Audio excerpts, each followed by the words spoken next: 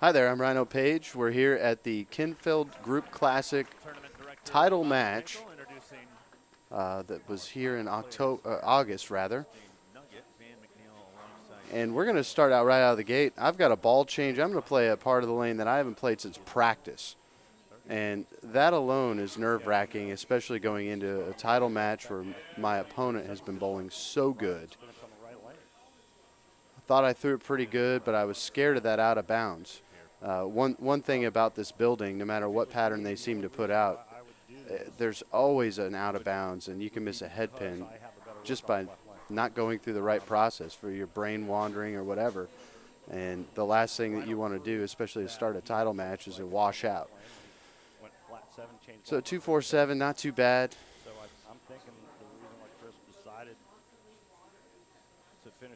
Boy, I'm sweating. I can already see. Yeah. There's nothing easy about this this tournament. This is a tournament that is very much like a U.S. Open to us, obviously on a smaller scale, but lane condition-wise, year after year, you have to ace every shot possible, because if you don't, you pay for it every time.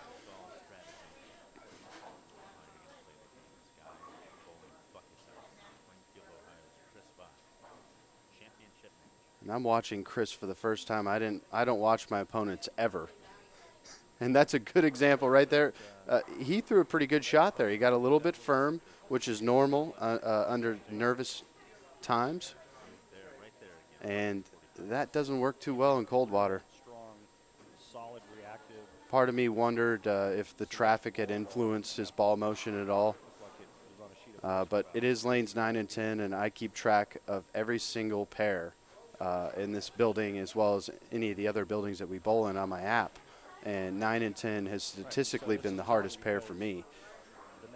So I knew I was in for a dogfight here. However, stepping back here to why I changed balls in the first frame, it was pretty simple.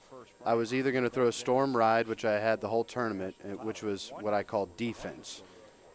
And if I felt like my opponent was going to bowl 215 or better, I was going to have to try something different because I knew I didn't have that. However, I could avoid the 180, 170, 150, that type of deal with the ride. So right now, going through my brain, I'm thinking, man, he just went 210, 2-pin. Maybe his look isn't as good as I thought. And I was actually speaking to my best friend who was right behind me going, I think I got to go back to playing defense.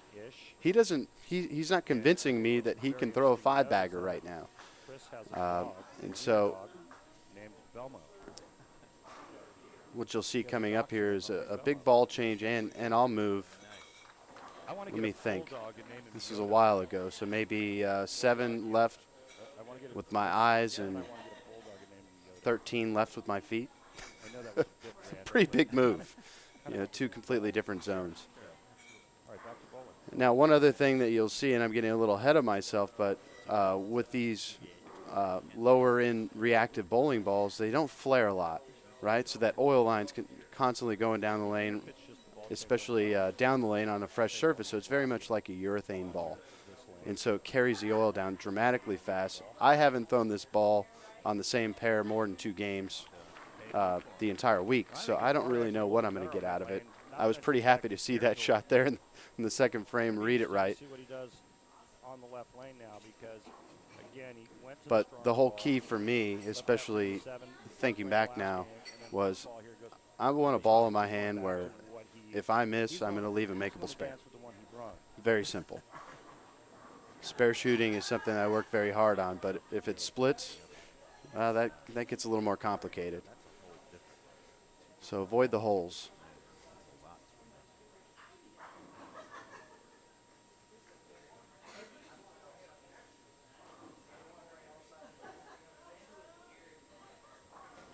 Now that's one where I got it a pinch left, but I thought that might have a chance. And you could see, because again, it's a very low-end reactive ball. It does not want to come back from anywhere. It's basically going to go where I put it and give me a little shape through the pins. And right there, it didn't recover at all. No problem, though. It's not a 379. It's a 3-pin. We can make that. Went back to the ball he was using from the stronger ball. So he went through the nose with the stronger ball. And let me tell you, at this point of the week, there wasn't a person in the building that hadn't shot a lot of spares. So he's going to stay with the ball that he knows he can we got some good practice in. keep around the pocket, and he knows that he can. You could see the crowd in the back, too. For a small town, what support we get there, it was amazing. Amazing place to be. If you've never been to Coldwater, I recommend it to everybody. You got to go experience this event at least once. Now, I'd imagine Chris is going to make a move here. And that's a great shot. That's what I expected out of Chris the entire time. Such a good player. Not as crazy power-wise as two-handers, many two-handers that you see, but very much in control. And I should add, he's won in this building. So he knew what he was doing. Two-handers as it is scare me because they strike so much, but then you add in the fact that this guy's in control and he knows the building. Oh boy, I better throw everything in the kitchen sink at him. So I'm expecting a really good shot here as well. And you can see he leaked it out, and that's that out of bounds that we're talking about. Right now he's questioning the ball. That doesn't seem like that bad of a shot in many places that we bowl at, especially with two right-handers in the previous couple matches, breaking them down for him. They both played out, and even then, that ball almost laughed at him.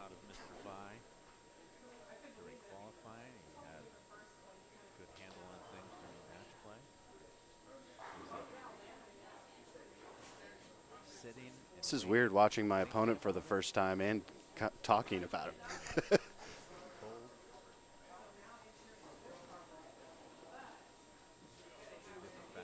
And folks, I don't know if you ever shot the 128 in a U.S. Open type pattern or on anything that's tough, but that is a hard spare with a sleeper. It's almost like a nightmare. Like, why can't the 8-pin fall so I can just shoot straight at it? No, that was on fresh. That was on fresh oil, right?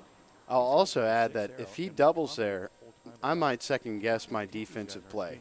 But now he's kept that thought alive of, okay, we're all right. Fill a couple frames here.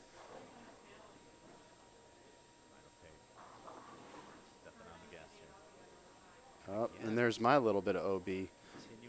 Now, I believe in the previous match against Jason Sterner, that ball would have at least tipped and possibly light mixered. That was right on the brink of my kind of miss room being okay, but at least it got the 7 out again. It's a makeable spare, and that's why I chose to play. But much like the 128, a 3-9, anytime you add that sleeper in, it's always scary to shoot at. Doesn't take much to miss this thing.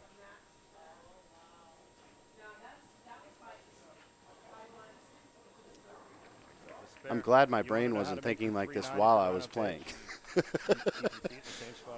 But it was still in the back of the mind, I think. And you see Bobby there in the background. He's thinking, yep, another year at Coldwater, lots of spares. Rhino clean through 4, 10-pin lead. And then just to the right, you'll see Tom Clark and my boss, Dave Sims, with Storm. He's the president of Storm, so that added a little bit of pressure when he showed up. He's like, go get him, big boy. I'm thinking, oh, boy. Boss man's here. I got to give him a good performance.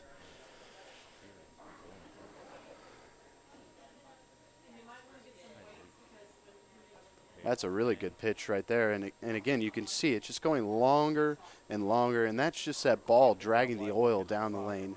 Again, no different than what a urethane ball does to the lane. Happens very quickly. And I'm sitting here scratching my head thinking, wait a minute. I've made 5 really good shots for the most part out of the gate, and I have 1 strike to show for it. And I'm losing a little bit of count. So I'm looking at the score already going, oh, boy, am I doing the right thing here? And there was a lot of second guessing going on in this match.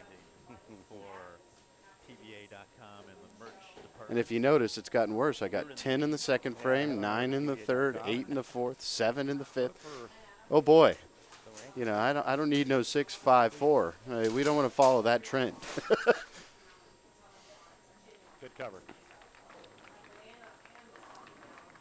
Now here's where Chris Vine needs to step up and throw a double. So this is me looking back at my buddy, shaking my head, thinking, Because I wait a minute. If that happened, That started early, but it didn't continue. What am I going to do here? And a lot of what I was going to do was based on these next two shots by my opponent. You know, out here on tour, we always expect our opponents to strike. They're all great players, and if you're bowling somebody in the title match, they deserve to be there. Even in the step ladder, regular match. And that right there was just the autocorrect is what I call that of, man, I've just missed right a little bit, and I've missed the head pin, or I two pin. Let me make sure I keep my angles a little bit tighter here, and you kind of overdo it sometimes. Very natural. Fortunate to get 9. Keep the count good.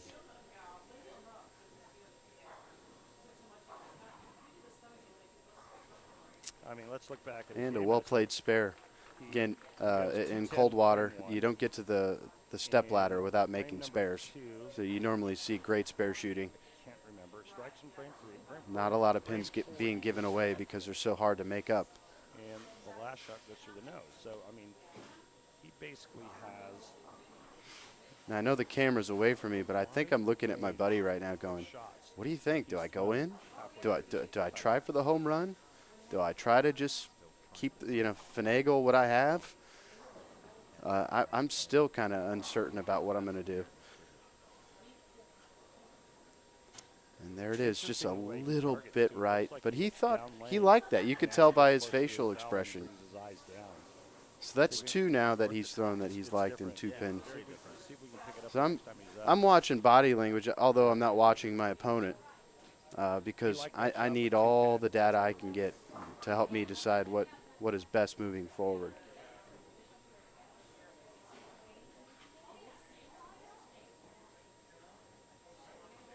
And again, a good spare. I believe I'm thinking, all right, just stick with the process, Rhino.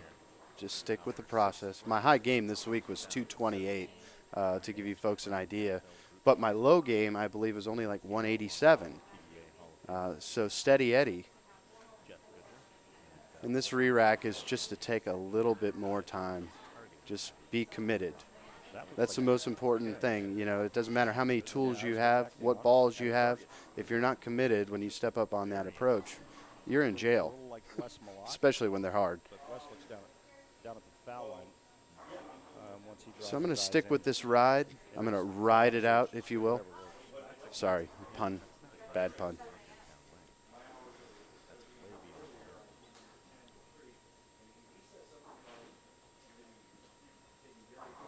And I love that. I caught every bit of it, too, to help it back. And you could see it. It got down lane and just bailed back right on that carry down that I'm talking about. And this time, unfortunately, I didn't get the 7 out. And that's a problem. So when you're trying to play defense and you're leaving splits, it's time to bail, abort ship. That's scary at this point for me. Again, I hadn't played really anything different since practice. And in fact, a little side note, the first pair that I started on in practice, I had 3 balls playing in, and I threw like 9 in a row, and everybody on the pair is looking at me going, oh, great, yeah, you got the nuts this week. All right, yeah, good for you. And I said, don't worry, it's Coldwater. Just let me switch pairs. And so I moved down to another pair, and I did not strike for the next 15 shots. So right then and there, it was pretty clear. I had flashbacks of every single year I've been there going, Rhino, don't play ball reaction here. You're just going to hurt yourself. That's that 250, 150 look. So you can see I'm going in, much stronger ball, still a lot of surface on it. And I'm thinking, all right, come on, trust it, trust it. Yeah, that wasn't trusted. That was the old smell your armpit, elbow around, because really lack of commitment is what that is. And that's why I'm just rubbing my eyes going, come on, buddy, you know better. You know, you got to commit to it if you're going to do it. And you can see that that's not one of my finer shots. However, when they're hard, if I'm going to miss, I always say, I want the Brooklyn. You know, just maybe keep it in play, maybe steal one there. How big that Brooklyn becomes. However, not one you go bragging home to your friends about. It's left. Oh, and there was his again. All right, now we got, Good it's fair Brooklyn game at leads that 2-0. point. You know, you always feel bad if you beat somebody by 10 and you have a Brooklyn and they don't, but now I'm feeling a little bit better going, hey, he's just as lost as I am. He's struggling. This is going to be a grind out to the finish. And my biggest concern at this point is I'm down 5 and count. And so the next shot is going to be the most important shot of the tournament for me. No. In a place that I'm not comfortable in, it's going to take full commitment, and I'm just sitting in my chair trying to see those shots in my head.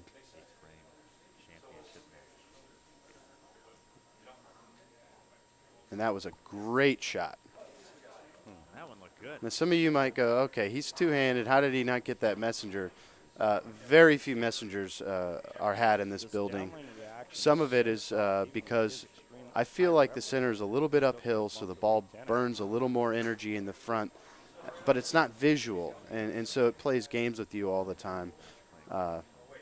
Carry is very difficult, though. And a very solid spare. I mean, I know this is probably a little bit boring of a match to watch for most people. As a competitor, I can tell you it's a blast because you know you don't have to throw a six-bagger to win a match. You have to outsmart the guy. You have to make your spares. Every little detail matters. And so for me, especially, I love this. Love the grind. Ball change on the right lane for Rhino. This is probably the most calm I've looked in a step ladder, I will say, in many years as well. You know, great fan support. I've made a lot of friends there. Worked really hard to get here, so this is the building I wanted to win in very badly. And I think that brought a lot of peace. And that's a really good one there. You can see it barely made it back. I'm praying. I'm like, I think it's good. I think it's good. And any of you back home that have made big moves in the middle of a tournament, you know what I'm talking about, where you're like, I think that's good, but I have to hope that it does the right thing. Rhino Page. And then battling your nerves on top of it. It's so easy when that adrenaline gets going to amp one, to throw it through the spot. That one, as you could see, almost did go through that. So right here I'm thinking, just settle yourself. Stick with the process. And this is, of course, a huge shot.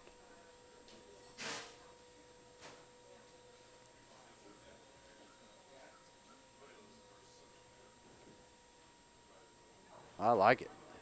Oh, what a Yep, break. that's okay. So some of you might think, wow, he got really lucky rolling that 3-pin. I love this shot off my hand. I felt like I got completely robbed, let alone the fact that I almost split. So I'm feeling relieved that I got a 7-pin, but in the same sense, I'm like, oh, you don't see me run out shots very often, folks, unless I like it. That I will promise you. So, you know, again, it's just we're playing on a surface where all the boards look the same. It looks like it's completely flat across the building, but there's that oil on top of it, and it's scattered around all kinds of different places. And so I'm trying to draw a vision of what the lane's giving me with 4 frames to go, and you know, with just completely different puzzle pieces than I had seen. So I remember thinking, oh boy, I just lost a tournament right there. It goes back to that count. And furthermore, if he goes mark, yeah, I've got a strike. And I'm not terribly confident that I can throw a double at this point. And then there you see the 4-9. This shot I happened to look up at, and off his hand was very good. This is just a horrible break. This is what we call getting cold watered. One of the many forms of being cold watered, where you love it and you still have a split. and a hole. If they have any chance, he's got to slide the 4 into a 9. Other forms of Coldwater, stone 8s, lots of plaque 7-10s that you're like, how did my ball plaque? It didn't ever check early. It can really make you scratch your head. And a good effort at it there, too. So now it's a whole different ball game in my brain. I'm thinking, well, I just need a mark. Now, that doesn't sound that hard. But as you can see, just in this match alone, there was 3 different shots where they were all pretty close. You know, 2 by Chris, 1 by myself, and they all split. So a spare is not a given. And, of course, it always seems, you know, when you've had a rough game, of course, the Tim pin gets messengered out. It's one of those deals. But that is still a big shot for him. If he can put a double together here, I've got my hands full. One more and he forces Rhino to mark, and we've already seen that that's no easy task. Right. I'd really like to know what's going on in Tom's head right now, too. I was thinking that the whole time. Is he loving this? Does he like the grind? I think so. And he's got to love the fans. The fans actually appreciated this more than anybody because after the tournament's all said and done, they said, man, it was great to see the best in the world struggle just like we do every night of league. Page needs to stay behind the foul line, keep the ball on the lane. And right there, that was just a little bit soft. You could tell he just didn't trust it. He's frustrated. He's probably thinking, oh, well, he's going to get mark anyway, no big deal. For myself, I'm looking at this thinking, all right, I was a math major in college. Let me do the quick math here. And I must have done the math 4 times to figure out what I needed on this shot. And I had a couple different moments from my pass pop in my brain. Obviously, the one that comes to mind first is the 4 count. I need 9 spare, I get 4, right? But the second was actually the one that really stuck in my brain, and that we were bowling the PBA league. We were doing the low man out, 1 ball, low man out. I needed 6. No big deal, right? Well, I had just thrown 13 in a row, so what I do, I threw a strike ball, and I got 5. So I'm taking it all out of play, throwing the high hard heater. There is a winner. Maybe I should have done that the whole game now, seeing how the pins reacted there. But the feeling that I had at that moment, now it's like fighting off tears time. Like, come on, Rhino, don't be a sap. You know, these are your friends, but of course now I'm going to go back to that ball because I want to see if I would have doubled. That's the competitor in me. And as you could see, that was really good, but it was a 6-pin, so at that moment I'm like, whew, I got lucky. And sometimes you need a little bit of luck, but my heart was really with Chris at this time as well. I really felt for him. He bowled a tremendous, tremendous tournament. And nobody saw 170 coming that game, including myself. So what a relief. What a grind. It's very overwhelming, and what a great day.